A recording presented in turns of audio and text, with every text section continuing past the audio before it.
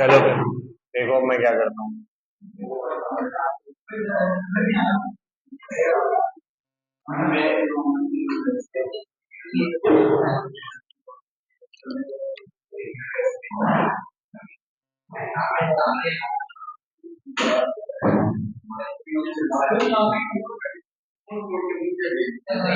चलो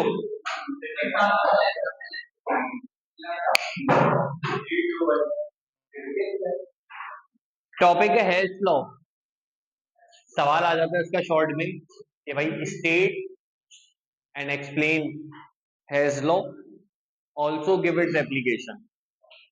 अगर पूरा आया तो शॉर्ट में 4 नंबर का सवाल बन के आ जाता है। तो हेल्थ लॉ क्या है, लिखोगे स्टेटमेंट्स की? लिखोगे? लिखूं क्या? डिक्टेट करवा देता हूँ ताकि साथ साथ तुम लोग का काम भी हो जाए, वरना रह जाता है।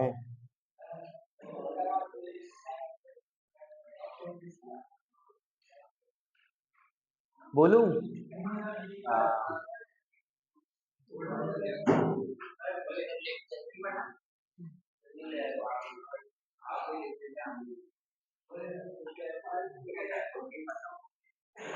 काम तो किया नहीं तुमने, खत्म कैसे हो गई कॉपी? आज तक मैंने काम करते हुए नहीं देखा और बोल रहा कॉपी खत्म हो गई। बोलूं? अब तो बोलूं? अबे यार क्या कर रहे हो, सारा मोमेंटम तोड़ दिया तुम लोगों ने। द एंथैल्पी चेंज अभी भी नहीं बोलना था? डालो यार, क्या कर रहे हो यार, क्या बोल गया? बताई तो थी कल, याद करो, दिमाग पे जोर डालो। द एंथैल्पी, ENTHALPY,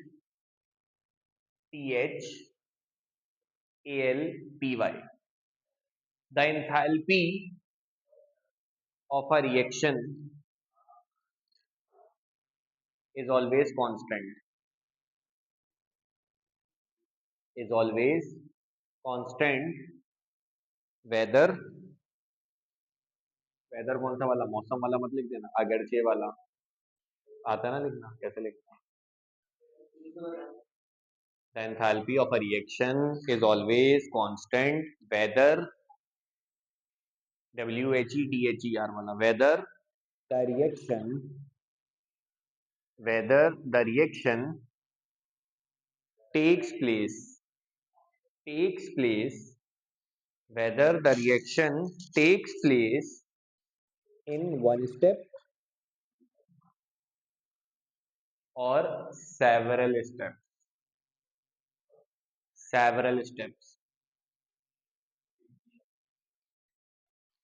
तो ये हेल्स लॉ है, समझे क्या कहता है हेल्स लॉ? कल नहीं आए थे ना तुम, तो आए थे ना कल, तुम बताओ फिर।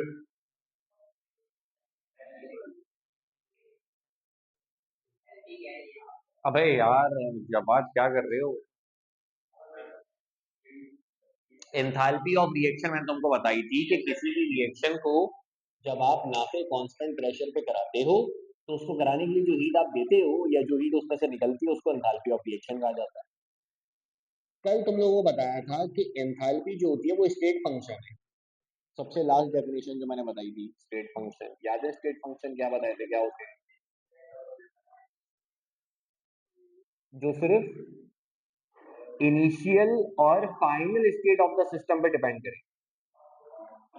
इनिशियल स्टेट से फाइनल स्टेट में कैसे जा रहे हो उस पाथ पे डिपेंड ना करे, वो आपके स्टेट फंक्शन होते हैं। तो एंथैल्पी स्टेट फंक्शन है, एंथैल्पी सिर्फ डिपेंड करते हैं इनिशियल और फाइनल स्टेट पे, पाथ पे डिपेंड नहीं करता, पाथ इंडिपेंडेंट होता है एंथैल्पी। तो अगर आपका रिएक्शन सेम है, यानी रिएक्टेंट प्रोडक्ट आपके सेम है, इनिशियल स्टेट मतलब रिएक्टेंट, फाइनल स्टेट मतलब प्रोडक्ट, तो रिएक्टेंट आपके सेम है, प्रोडक्ट आपके सेम है। अब इन रिएक्टेंट्स को इन प्रोडक्ट में अगर आपने कन्वर्ट करना हो तो उसको कन्वर्ट करने के कई सारे रास्ते हो सकते हैं ना, काफ़ी सारे पाथ को फॉलो कर सकते हो आप, काफ़ी सारे प्रोसेस को फॉलो कर सकते हो। तो जिस पाथ को भी फॉलो करोगे, टोटल एंथैल्पी आपकी हमेशा सेम रहेगी। ये है slow, because enthalpy state function है, वो सिर्फ किस पे डिपेंड करेगी, इनिशियल और इनिशियल स्टेट मतलब रिएक्टेंट, फाइनल स्टेट मतलब प्रोडक्ट। रिएक्टेंट सेम है, प्रोडक्ट सेम है, तो टोटल एंथैल्पी भी सेम रहेगी। किस पाथ को चूज कर रहे हो आप, उससे फर्क नहीं पड़ेगा। जैसे एक सिंपल सी, अगर मैं तुम लोग कभी ये लिखना नहीं, तुम लोग पहले इसकी इंग्लिश लिखना, हेडिंग डालना चाहो तो डाल सकते हो एक्सप्लेनेशन की, फिर लिखवाने बैठूंगा तो तुम लोग बोलोगे हेडिंग नहीं डाली, तो हेडिंग भी डाल दो बेशक। एक रिएक्शन है जिसमें आपका ए कन्वर्ट हो रहा है डी में। रिएक्टेंट ए मतलब इनिशियल स्टेट ए है और प्रोडक्ट यानी फाइनल स्टेट डी है। अब ए और डी लेने का एक मकसद है मेरा कि ए से डी पे जाने के दो रास्ते हो सकते हैं। एक तो डायरेक्ट आपको दे देने के डायरेक्ट में ए से डी पे चला जाए, इस पर जो एंथैल्पी चेंज आया उसको बोल देते हैं डेल्टा एच। अब ए से डी पे जाने का एक और रास्ता हो सकता है, प्रोडक्ट को मैंने डी क्यों लिया था कि मैं एक और रास्ता दिखा सकूं। दूसरा रास्ता क्या होगा, ए से पहले बी पे जाऊं, फिर बी से जाऊं सी पे, और फिर मैं जाऊं सी से डी पे। यानी दो रास्ते हो गए ए से डी पे जाने के। इनिशियल स्टेट आपकी सेम है, फाइनल स्टेट आपकी सेम है, रिएक्टेंट सेम है, प्रोडक्ट सेम है। रिएक्टेंट को सेम प्रोडक्ट में कन्वर्ट करने के दो तरीके मैंने आपको दिखा दिए, दो रास्ते दिखा दिए। एक डायरेक्ट जब आप ए से डी पे चलेंगे, और दूसरा जब आप इनडायरेक्ट तरीके से घूम के गए, ए से पहले बी पे गए, बी से सी पे, और सी से फाइनली बी पे गए। दोनों रास्तों की, दोनों मेथड की टोटल एंथैल्पी क्या होगी, सेम। यही कहता ना हेस लॉ, आपके रिएक्टेंट सेम है, प्रोडक्ट सेम है, मतलब रिएक्शन आपका एक ही है। आप क्या करो, ए को डी में कन्वर्ट करो, तो जिस रास्ते से भी कन्वर्ट करोगे टोटल एंथैल्पी आपकी सेम होगी। अगर जब आप ए से डी पे गए तो एंथैल्पी चेंज को बोल देता हूँ डेल्टा एच। बी से सी पे गए तो, और जब आप सी से डी पे गए तो, अब अकॉर्डिंग टू हेल्स लॉ दोनों मेथड्स की टोटल एंथैल्पी क्या होगी, सेम। पहले मेथड की टोटल एंथैल्पी कितनी है, जब आपने ए को डायरेक्ट डी में कन्वर्ट किया तो टोटल एंथैल्पी का चेंज कितना है, डेल्टा एच। वो बराबर होगी दूसरे मेथड की टोटल एंथैल्पी के। दूसरा मेथड तीन स्टेप्स पर मुश्तमिल है। पहले स्टेप की डेल्टा एच वन, दूसरे स्टेप की डेल्टा एच टू, तीसरे स्टेप की डेल्टा एच थ्री। तो टोटल कितनी होगी, दूसरे मेथड की टोटल एंथैल्पी कितनी होगी, तीनों को ऐड कर देंगे ना, तो दोनों एक दूसरे के बराबर होंगे। ये है स्लॉ, समझे नहीं समझे, नहीं समझे।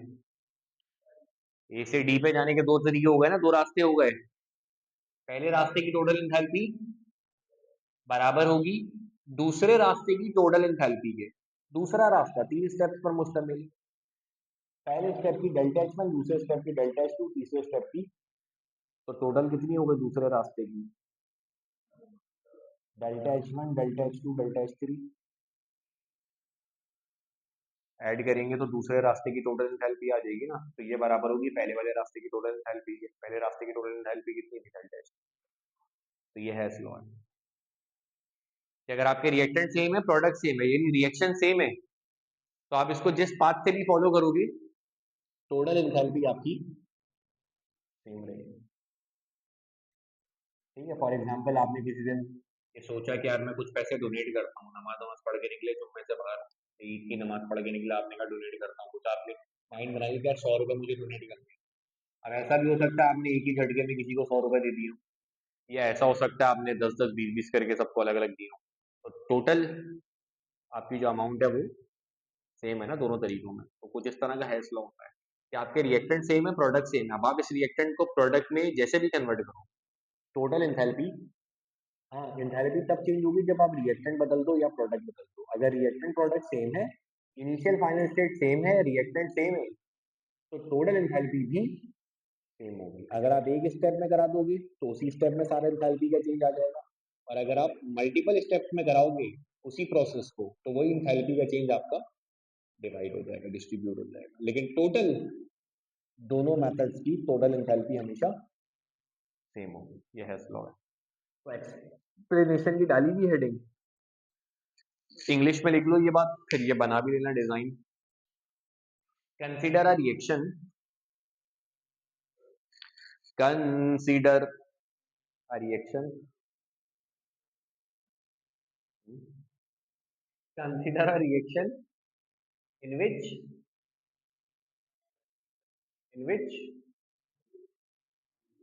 reactant A बड़ा वाला changes to product D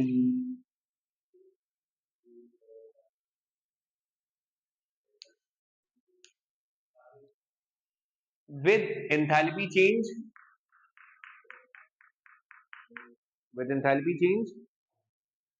बताएंगे तो delta H full stop, it may proceed, it may proceed through different intermediate stages, different intermediate stages, और वो स्टेज क्या है, कॉमा डाल के लिख लो आगे। A first changes to B, repeat कर रहा हूं, इट में प्रोसीड, अरे रिपीट कर तो रहा हूं मैं, इट में प्रोसीड थ्रू, बता रहा हूं, इट में proceed through different intermediate stages, comma डाल के लिख लो। A first changes to B with enthalpy change delta H1, A first changes to D with enthalpy change delta H1, comma आगे क्या लिखोगे, B then changes to C,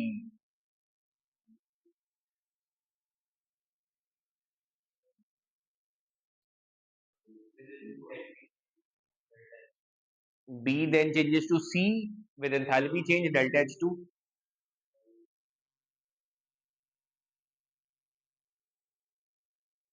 and finally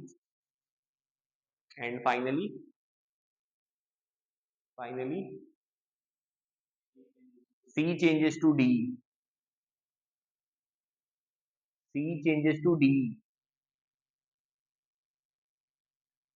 आगे with enthalpy change delta H3, उसके बाद ये छाप लो, design की बना लो और ये भी लिख दो 3, उसके बाद ये डिजाइन बना दो और इंग्लिश लिख दो। तो स्टेटमेंट हो गई, एक्सप्लेनेशन हो गई, इसके बाद एप्लीकेशन की हेडिंग डालना, पहले ये लिख लो।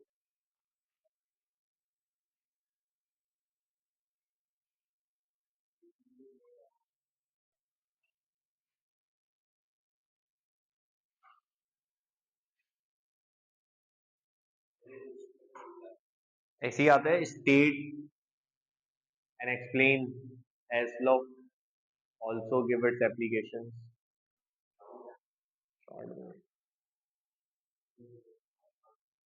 लॉन्ग तो बहुत लॉन्ग होता है, 8 नंबर का होता है,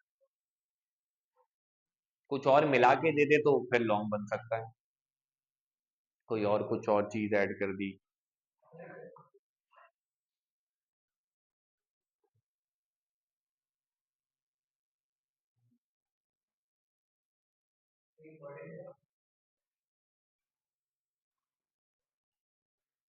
पिछले साल रिड्यूस हो गया था ये चैप्टर, तो इस साल के लिए काफी इंपॉर्टेंट हो सकता है,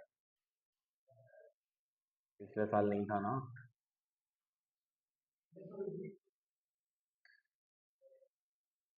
इस साल तो नहीं होगा, वो तो पिछले साल उन्होंने कहा था कि हम पेपर जल्दी लेंगे, इसलिए रिड्यूस किया था, पेपर खैर हो ही नहीं थे जल्दी, वही अपने टाइम पे ही थे, थोड़ा 5-10 दिन पहले हो गए।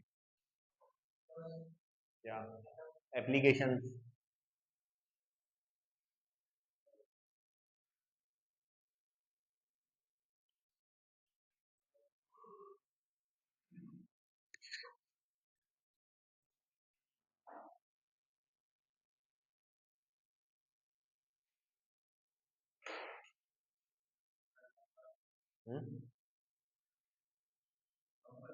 नहीं यार, क्या हो गया? एप्लीकेशन में लिखो, Hess's law is use to determine, Hess's law is used to determine, has law is used to determine standard enthalpy of reaction,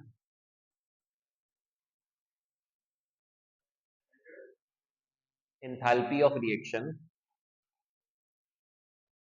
and standard enthalpy of formation.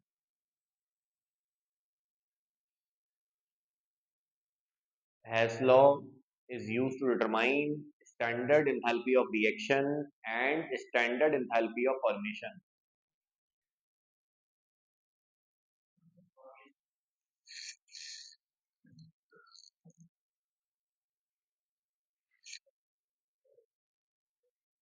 Has law is used to determine standard enthalpy of reaction and standard enthalpy of formation.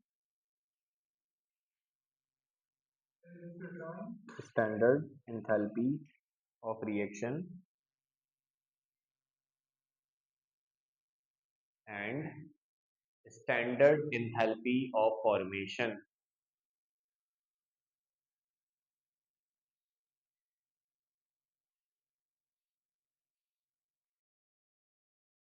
Where direct measurements are not possible. Where direct measurements are not possible. Where direct measurements are not possible.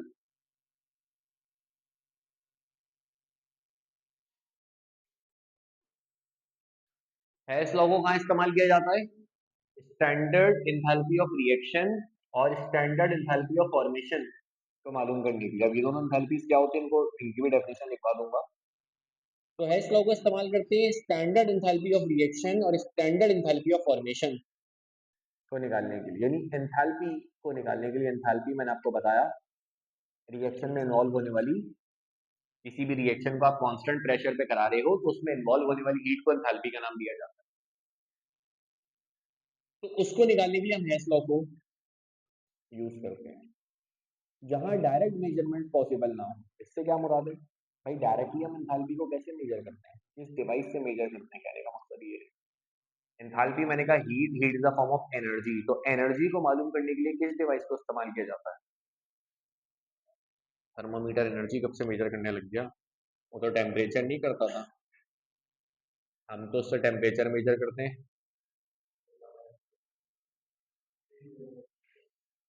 क्या दूं? But device का नाम ही है, सी से आती है, चलो वो डिवाइस और हिंट दे दी। सी से स्टार्ट होता है और आर पे खत्म होता है। हाँ,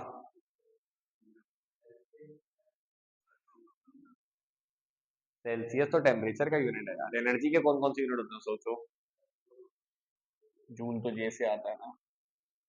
और केल्विन कौन सी एनर्जी का यूनिट है यार? वहां पे क्या कर रहे हो तुम तो मेरे भी कॉन्सेप्ट खराब कर दोगे।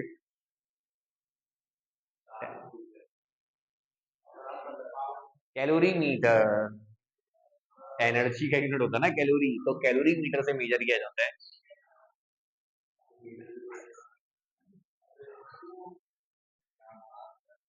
तो कैलोरी मीटर से हम मेजर करते हैं किसको? किसी भी फॉर्म ऑफ एनर्जी को। तो एंथैल्पी मतलब heat, heat is a form of energy, तो एंथैल्पी को प्रैक्टिकली मेजर किया जाता है कैलोरी मीटर से। लेकिन बाज रिएक्शन ऐसे होते हैं जिसकी एंथैल्पी को हम कैलोरी मीटर से मेजर नहीं कर सकते, या बाज चीजें ऐसी होती हैं जिनकी फॉर्मेशन को भी हम कैलोरी मीटर से मेजर नहीं कर सकते तो वहां हम लगाते हैं किसको, हैश लॉ। अब हैश लॉ की मदद से कैसे फाइंड आउट करते हैं सारी चीजें, इसको देखेंगे। उससे पहले इन दोनों को डिफाइन कर लेते हैं। तो पहले हेडिंग डाल लो स्टैंडर्ड एंथैल्पी ऑफ रिएक्शन। हाँ एप्लीकेशंस में आ जाए तो लिख देना, या ना लिखना, अलग से डिफाइन करने को है, या वैसे तुम लोग को पता होनी चाहिए। एप्लीकेशन के साथ ही लिख दो, उसी की सब हेडिंग डाल दो स्टैंडर्ड एंथैल्पी ऑफ रिएक्शन। या अगर लंबा हो रहा हो सवाल तो इनको डिफाइन बेशक अलग से नहीं करना पेपर में, कर दो तो अच्छी बात हो जाएगी। अगर लग रहा हो कि लंबा हो,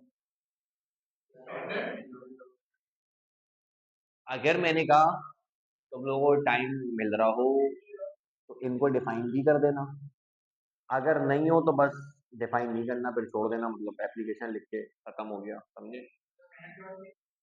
एंथैल्पी ऑफ रिएक्शन, ब्रैकेट में इसका सिंबल भी लिख लो, क्या होगा। एंथैल्पी ऑफ रिएक्शन का सिंबल बताया था ना कल तुम लोग को, शाहिद बताया था ना, डेल्टा एच। ये लिखा हुआ भी तो है, क्या कर।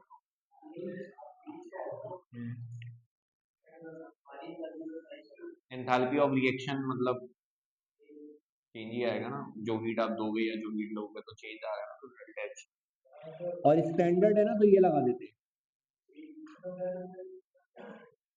डिग्री या नॉट। और पता है ये कब लगाते डिग्री, जब स्टैंडर्ड होती है ना, और स्टैंडर्ड कब होती है, जब उसको मेजर किया जा रहा है स्टैंडर्ड कंडीशंस के ऊपर 25 डिग्री सेल्सियस पे और 180 पे। कभी भी किसी भी रिएक्शन की एंथैल्पी को 25 डिग्री सेल्सियस पे और 180 पे मेजर करोगे तो फिर वो खाली एंथैल्पी नहीं कहलाती, वो स्टैंडर्ड एंथैल्पी कहलाती। लिखवा दूंगा, कोई परेशान नहीं। तो डेल्टा एच ऊपर ये डिग्री या नॉट, ये सिंबल लिख लो। अब ये होगी क्या, नाम से पता चल रहा है, enthalpy of reaction, standard enthalpy of reaction. बताया मैंने तुमको कि रिएक्शन में इन्वॉल्व होने वाली, और वो रिएक्शन जिसमें हीट की इन्वॉल्वमेंट होती है, उन रिएक्शन को एक नाम दिया था कल, दो तरह के थे, और नाम क्या दिए थे इन दोनों को मिला के, थर्मोकेमिकल रिएक्शन। तो किसी भी थर्मोकेमिकल रिएक्शन को करा रहे हो आप, उसको कराने के लिए जो हीट आपने दी या जो हीट उसमें से निकली 25 डिग्री सेल्सियस पे और 1 atm प्रेशर पे, तो उसको स्टैंडर्ड एंथैल्पी ऑफ रिएक्शन बोला जाता है। तो लिखें अमाउंट ऑफ हीट इवॉल्व्ड और absorbed, amount of heat evolved और absorbed, amount of heat evolved और absorbed, EVOLVED, amount of heat evolved or absorbed during a thermochemical reaction. During a thermochemical reaction.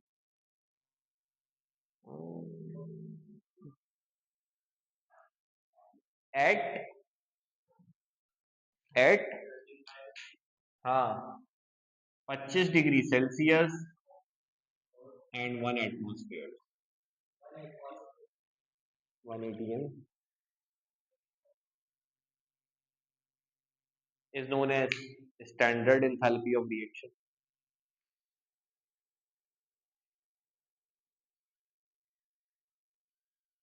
क्या ढूंढ रहे हो, कुछ और क्या, यही देख लो, फिर जब देख ही रहे हो तो कुछ और ही क्यों देख रहे हो। स्टैंडर्ड एंथैल्पी ऑफ रिएक्शन, किसी भी केमिकल रिएक्शन को करा रहे हो 25 डिग्री पे और 1 atm पे, अब 180 नहीं, 1 atm एटमॉस्फेयर। किसी भी रिएक्शन को, किसी भी थर्मोकेमिकल रिएक्शन को करा रहे हो इन कंडीशंस के ऊपर, तो उस रिएक्शन को कराते हुए जितनी हीट आपने दी या जितनी हीट उसमें से निकली उसको स्टैंडर्ड एंथैल्पी ऑफ रिएक्शन कहा जाता है। दूसरी हेडिंग कौन सी है, बताया ना, दो चीजें निकालते हैं, एक स्टैंडर्ड एंथैल्पी ऑफ रिएक्शन निकालने के काम आता है इसलिए, और दूसरा स्टैंडर्ड एंथैल्पी ऑफ फॉर्मेशन निकालने के काम आता है। तो दूसरी हेडिंग डाल दो standard enthalpy of formation.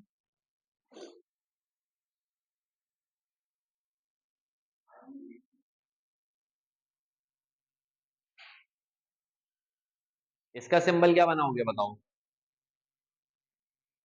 Enthalpy है ना ये भी। एल डैश तो आ गया, स्टैंडर्ड है तो। और दोनों में फर्क करने के लिए क्या करेंगे, ये फॉर्मेशन है,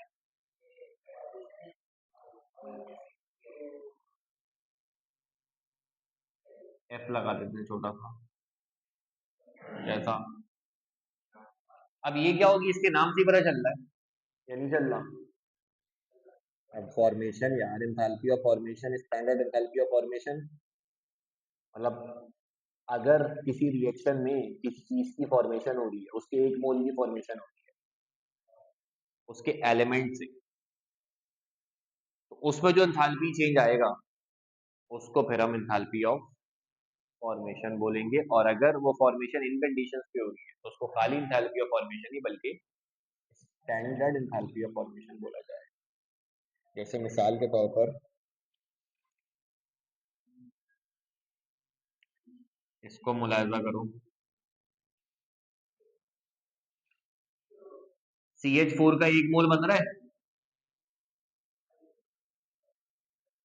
और इसके एलिमेंट कौन है, यहाँ पे इसके एलिमेंट कौन है, कार्बन और हाइड्रोजन। तो कार्बन और हाइड्रोजन को मिला के CH4 का एक मोल बन रहा है।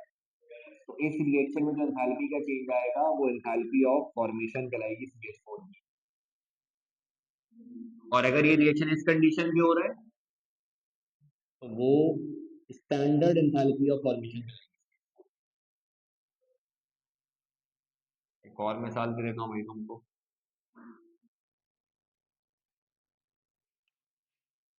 CO2 का एक मोल बन रहा है, CO2 के एलिमेंट कौन है, उन्हीं से बन रहा है। इस रिएक्शन में जो एंथैल्पी चेंज आएगा उसको enthalpy of formation of CO2 बोलेंगे। और अगर रिएक्शन इस कंडीशन पे हो रहा है तो फिर वो CO2 की स्टैंडर्ड एंथैल्पी ऑफ फॉर्मेशन है।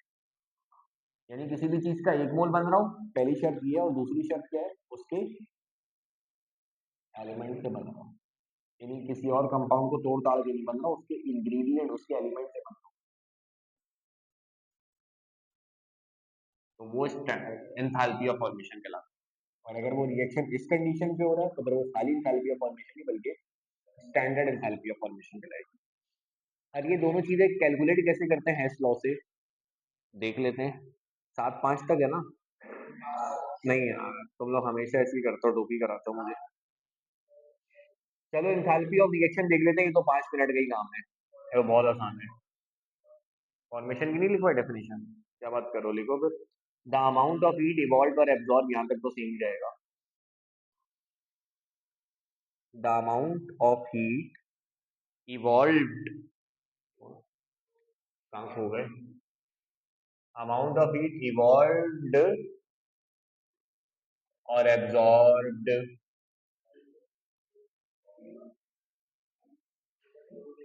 ड्यूरिंग द फॉर्मेशन ऑफ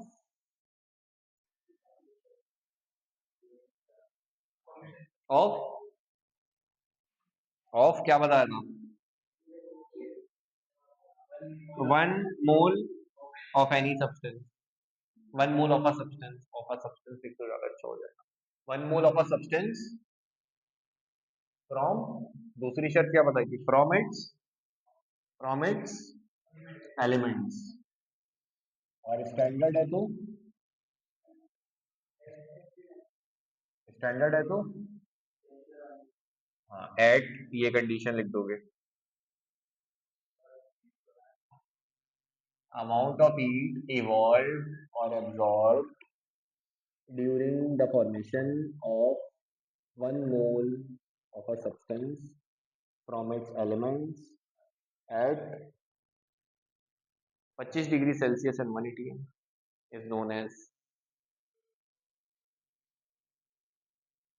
आगे तो समझदार हुई तुम लोग माशाल्लाह।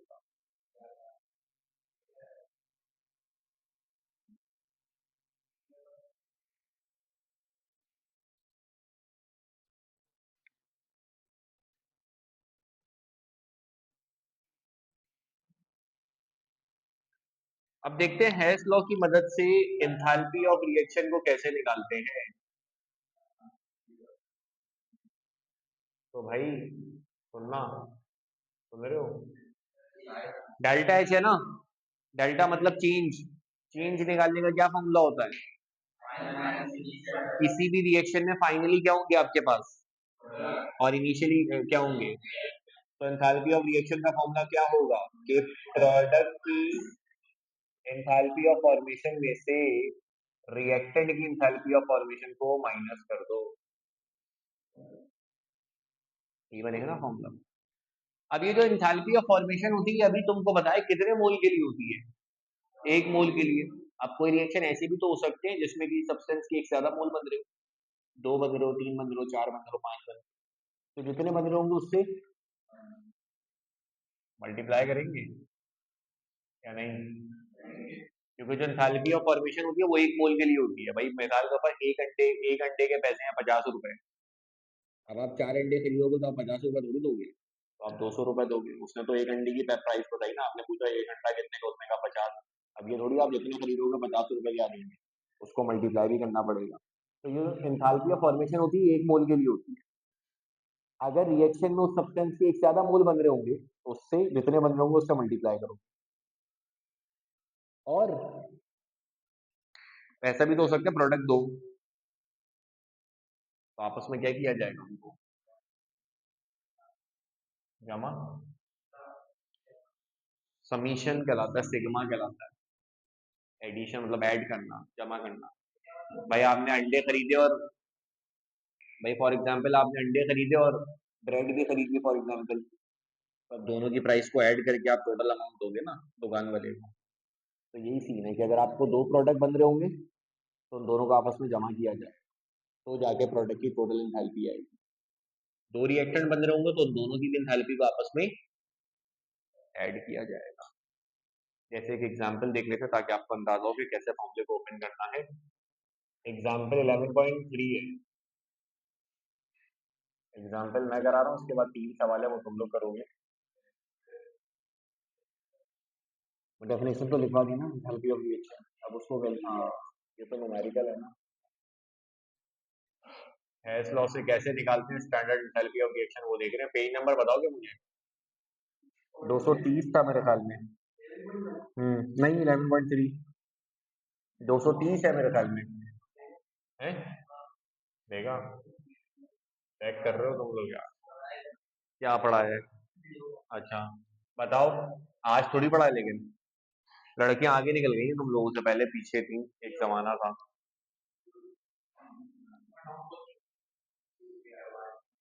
पता नहीं क्यों नहीं थी। हाँ 2 मंडे ऑफ वो हो गया था ना। एक मंडे को याद करो लड़कियों की क्लास में नहीं ली थी, तुम लोग की क्लास में बारिश हो गई थी। नहीं बारिश भी तो हुई थी एक दफा। एक दफा एक मंडे को मैं आया था, लड़कियों की क्लास ली थी, उसके बाद ऑफ हो गया था, लड़कों में ऑफ हो गया था। मंडे को तुम लोग की डबल होती है, उसके बाद 2 मंडे ऑफ हुए। मंडे को उनकी सिंगल होती है, तुम लोग की डबल होती है, इसलिए वो आगे निकल गई। चलो रोकता हूँ, बताओ सवाल बताओ। इक्वेशन क्या गिवन है? C3H8 plus 5O2 arrow 3CO2 plus 4H2। Delta H कितना है? हाँ डेल्टा एच तो निकालना है ना। और आपको एंथैल्पी ऑफ फॉर्मेशन गिवन है प्रोपेन की, कितनी गिवन थी? -0.9।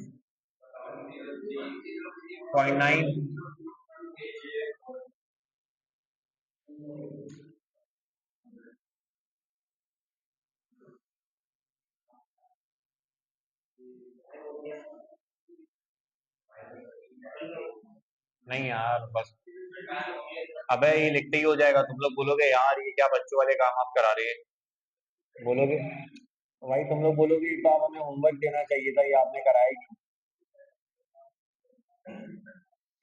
यकीन मानो तुम लोग इतना मुझे नहीं।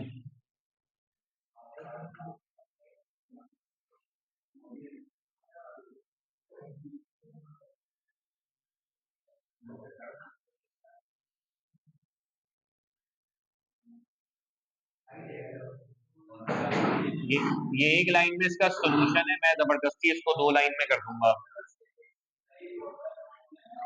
देखो ना, अभी फॉर्मूला ही तो समझाऊंगा। आओ देखो, देखो फॉर्मूला है प्रोडक्ट की एंथैल्पी में से रिएक्टेंट की एंथैल्पी माइनस कर दो। सबसे पहला प्रोडक्ट कौन है आपके पास? CO2 की एंथैल्पी कितनी गिवन है? और ये जो एंथैल्पी ऑफ फॉर्मेशन होती है बेटा, ये 1 मोल के लिए होती है। सवाल में CO2 के कितने मोल बन रहे हैं? तो 3 से मल्टीप्लाई करेंगे, तो NP का मतलब ये है कि जितने मोल बन रहे होंगे उससे मल्टीप्लाई करना है। अरे बच्चे, ये जो CO2 की एंथैल्पी ऑफ फॉर्मेशन गिवन है ना, एंथैल्पी ऑफ फॉर्मेशन की डेफिनेशन कितनी लिखवाई तुमको? एंथैल्पी ऑफ फॉर्मेशन की डेफिनेशन क्या लिखवाई? किसी भी सब्सटेंस का 1 मोल बन रहा हो तो जो एंथैल्पी का चेंज आता है वो एंथैल्पी ऑफ फॉर्मेशन है। यानी CO2 का 1 मोल बनेगा तो इतना एंथैल्पी का चेंज आएगा। सवाल में कितने मोल बन रहे हैं? तो उसका 3 टाइम ज्यादा होगा ना। 1 मोल बना तो इतनी निकली, दूसरा बना तो इतनी निकली, तीसरा बना तो और इतनी निकली। तो 3 से मल्टी समीशन बता रहा हूँ, सबर तो करो, फिर रुको तो सही, अभी डॉक्टर बनोगे क्या? दूसरा प्रोडक्ट कौन है? H2O की कितनी गिवन है? और ये कितने मोल के लिए? ये कितने मोल के लिए? सवाल में कितने बन रहे हैं? तो 4 से मल्टीप्लाई करें। और समीशन का मतलब इनको आपस में जमा किया जाएगा। 2 प्रोडक्ट है ना, दोनों को आपस में जमा किया। फॉर्मूले का माइनस माइनस तो अब आएगा ना। ये तो मैंने इस चीज को ओपन किया। अरे एनपी मतलब मोल्स ना चंदा। कौन? वो तो सवाल में दी है ना, ये लाल वाला सवाल है पूरा, यहाँ से सोल्यूशन। हाँ? अरे बच्चे, ये पूरा मैंने इस चीज को ओपन किया है। जितने प्रोडक्ट है उनको ऐड करना है ना आपस में। पहला प्रोडक्ट था CO2, इसकी गिवन थी ये, मल्टीप्लाई किया 3 से, यानी जो एंथैल्पी ऑफ फॉर्मेशन है उसको मल्टीप्लाई करना है मोल से। तो CO2 की एंथैल्पी ऑफ फॉर्मेशन कितनी थी? 393.5 मल्टीप्लाई किया 3 से। दूसरा प्रोडक्ट भी तो है, उसकी कितनी एंथैल्पी है? हाँ, पी लिखा हुआ है ना, मतलब प्रोडक्ट की एंथैल्पी ऑफ फॉर्मेशन। पी लिख दिया ना प्रोडक्ट। तो प्रोडक्ट एंथैल्पी ऑफ रिएक्शन सिर्फ डेल्टा एच होती है ना, प्रोडक्ट की लिख दी तो एंथैल्पी ऑफ फॉर्मेशन ही होगी। तो सब्सटेंस की है ना, तो एंथैल्पी ऑफ फॉर्मेशन। दोनों को आपस में जमा कर दिया। अब सेम काम रिएक्टेंट के साथ करोगे। पहला रिएक्टेंट कौन सा है? कितनी गिवन है?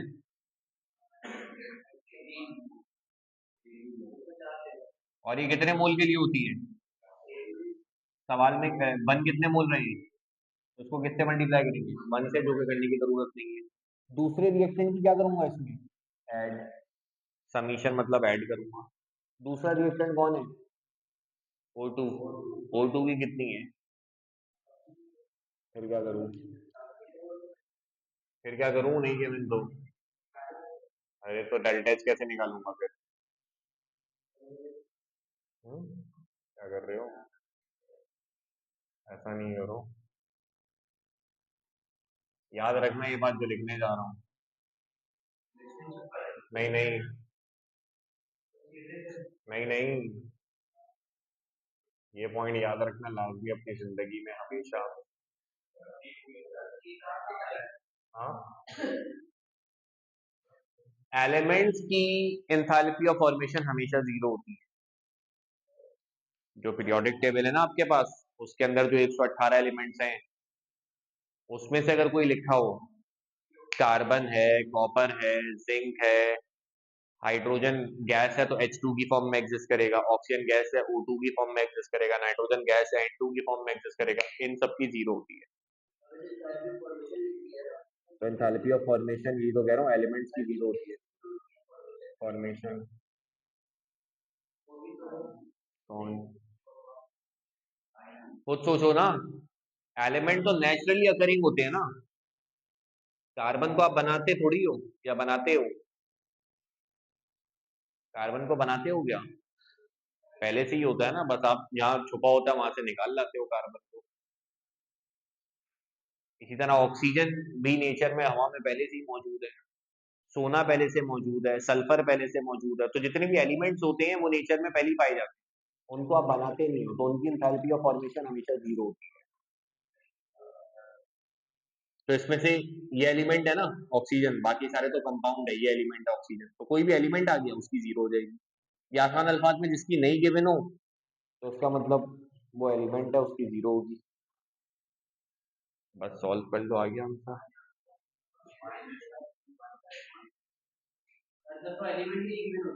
हाँ, कंपाउंड की तो गिवन होगी ना, लाजमी। डायरेक्ट लिख दो, थोड़ा लंबा कर लेते हैं यार। उसको बता दो कितना आ रहा है, -100, 1000, पता ही नहीं लो, 1000, तो बता दो यार। पॉइंट प्लस माइनस माइनस, ये कितना हुआ?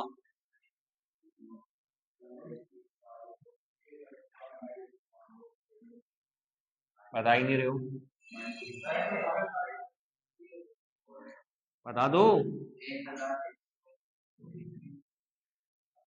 पॉइंट माइनस माइनस फुल्स हो गया। फाइनल आंसर बताओ अब्दुल्ला।